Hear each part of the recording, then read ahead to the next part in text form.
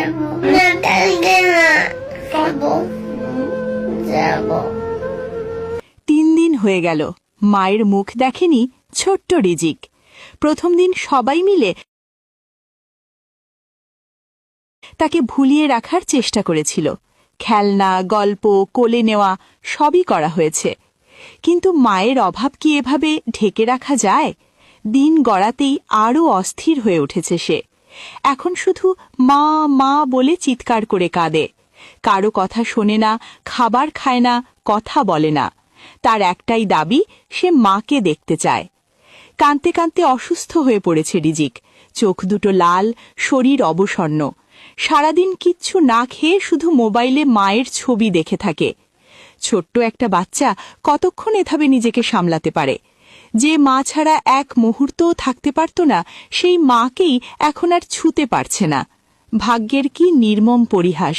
বাবা বেঁচে থাকতেও সন্তানের পাশে নেই। এমন কঠিন সময়ে বাবার কাঁধটাই তো সবচেয়ে বেশি দরকার ছিল। ইকরার এক ঘনিষ্ঠ বান্ধবী জানিয়েছেন, রিজিককে সামলানো যাচ্ছে না। সারা দিন শুধু মাকে খুঁজছে। আজ একবারও ঠিকমতো খায়নি। আমরা যতই বোঝাই, ও শুধু বলে, আমার মাকে দাও। এই দৃশ্য দেখে আশেপাশের সবাই চোখের জল ধরে রাখতে পারছে না। 16 বছরের সংসার জীবনে 12 বছর পর বহু সাধনা আর অপেক্ষার পর প্রথমবার মা হয়েছিলেন ইকরা। রিজিক ছিল তার স্বপ্ন, তার সব ভালোবাসার কেন্দ্র। সেই সন্তানকে রেখে কতটা ভেতরের যন্ত্রণা নিয়ে এমন চূড়ান্ত সিদ্ধান্ত নিতে পারেন একজন মা? এই প্রশ্নই এখন ঘুরপাক খাচ্ছে সবার মনে। এখন সবচেয়ে বড় প্রশ্ন, রিজিকের ভবিষ্যৎ কি? কে দেবে তাকে সেই মায়ের স্নেহ, যে স্নেহে সে বড় হতে চেয়েছিল? এই নিষ্পাপ শিশুটির জন্য সবাই দোয়া করছে।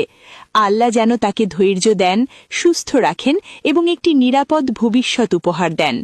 রিজিকের এই কষ্ট আমাদের সবাইকে নাড়া দিচ্ছে। তার জন্য আপনারাও দোয়া করুন।